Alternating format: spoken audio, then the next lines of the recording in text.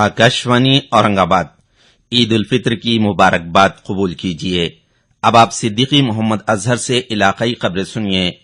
वजीर आजम नरेंद्र मोदी ने 1975 में लागू की गई इमरजेंसी को याद किया। उन्होंने कहा कि ऐसी सियारात को भूला नहीं जा सकता। उन्होंने जमहूरियत की हिफाजत के लिए हमेशा चौकन्ना रहने की जरूरत पर जोर दिया। आकाशवाणी पर मन की बात प्रोग्राम में कल मुल्क और बैरून मुल्क के लोगों के लिए अपने ख्यालात का इजहार करते हुए मोदी ने जमहूरियत के उन चाहने वालों को याद किया जिन्होंने उस वक्त की वजीर आजम इंदिरा गांधी की तरफ से लागू की गई इमरजेंसी के खिलाफ एक बड़ी लड़ाई लड़ी थी। उन्होंने कहा कि जरूरत इस बात की है कि जमहूरियत पसंदी की रिवायत को मुस्तहकम किया जाए। वजीर आजम ने लोगों से जोर देकर कहा कि वो अपनी मसनूआत और खिदमात हुकूमत को फरोख्त करने के लिए हुकूमत की ई मार्केट प्लेस और EGEM पोर्टल का इस्तेमाल करे। उन्होंने कहा कि EGEM पोर्टल कम से कम हुकूमत और ज्यादा से ज्यादा हुक्मरानी की एक उम्दा मिसाल है। उन्होंने कहा कि इसका मकसद कम से कम कीमत और ज्यादा से ज्यादा आसानी, मुस्तैदी और शफाफियत है। योग के बैनुल अक़वामी दिन के मौके पर जो महज कुछ दिन पहले मनाया गया है, मोदी ने कहा कि योग पूरी दुनिया में उसत पा गया और इसके धागे में सब लोग बनकर यकजा हो गए हैं और इस तरह ये पूरी दुनिया को मुत्तहद करने का एक वसीला बन गया है। वजीर आजम ने खलाई साइंस में संग मील की हैसियत रखने वाली कामयाबियों का जिक्र करते हुए कहा कि भारत का परचम न सिर्फ जमीन पर सरबुलंद है बल्कि ये खला में भी लहराने लगा है। किसानों पर नाइंसाफी हुई तो शिवसेना इख्तिदार की परवाह किए बगैर किसानों के साथ रहेगी।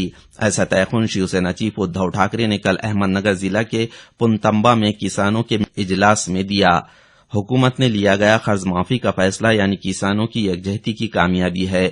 उन्होंने कहा कि हम कर्ज माफी का क्रेडिट लेने नहीं आए हैं, किसानों की तौहीन करने वालों को उनका मुकाम दिखाया जाए, ये बात ठाकरे ने कही। इसी बीच नासिक जिले के योला में ठाकरे ने कल किसानों से बातचीत की। कर्ज माफी का फैसला तारीखी होने के बावजूद ये इत्मीनान बख्श नहीं है। ये बात कहते हुए ठाकरे ने 2017 तक तमाम कर्जदारों के बकायाजात माफ करने का मुतालबा किया। हुकूमत के 1.5 लाख रुपयों तक के कर्ज माफ करने के फैसले का फायदा मराठवाड़ा और विदर्भ के किसानों को होगा, ताहम तमाम किसानों को इसका फायदा हासिल नहीं होगा, ये बात ठाकरे ने कही। उन्होंने कहा कि किसानों के ज़रई माल की जमानत निर्ख दी जाए और स्वाभिमानी कमीशन पर अमल दरामद किया जाए, इसके लिए लड़ाई जारी रहेगी। दरियासना आज उद्धव ठाकरे औरंगाबाद के दौरे पर आ रहे हैं। एक्सप्रेस हाईवे की अराजी तहवील में लेने के दरमियान आ रही रुकावटों के सिलसिले में वो किसानों से बातचीत करेंगे। 1.5 लाख रुपयों तक कर्ज माफी का हुकूमत का फैसला वादा खिलाफी है, ऐसी तनकीद किसानों की तंजीम के रहनुमा रघुनाथ पाटिल ने की है। वो कल मुंबई में सुकानू कमेटी की मीटिंग के बाद सहाफियों से मुखातिब थे। इस फैसले का फायदा सिर्फ विदर्भ और मराठवाड़ा के किसानों को हासिल होगा, ये बात कहते हुए उन्होंने कहा कि कांग्रेस ने कर्ज माफ करते वक्त अराजी की शर्त रखी थी और भारतीय जनता पार्टी ने रकम की शर्त आयद की। कांग्रेस और भारतीय जनता पार्टी एक ही सिक्के के दो बाजू हैं, ये बात पाटिल ने कही। सुकानू कमेटी के कन्वीनर डॉक्टर अजीत नौले ने कहा कि फसल कर्ज समेत ज़राअत के तमाम कर्ज माफ करने का हमारा मुतालबा है। इसकी वजह से हुकूमत अपने फैसले पर दोबारा गौर करे, ऐसी अपील करते हुए उन्होंने कहा कि 9 जुलाई को नासिक में सुकानू कमेटी की मीटिंग के बाद तमाम रियासत में संघर्ष यात्रा निकाली जाएगी। कल शाम यक्कुम शव्वालुल मुकर्रम का चांद नजर आ गया। आज तमाम मुल्क में ईद उल फित्र मनाई जा रही है।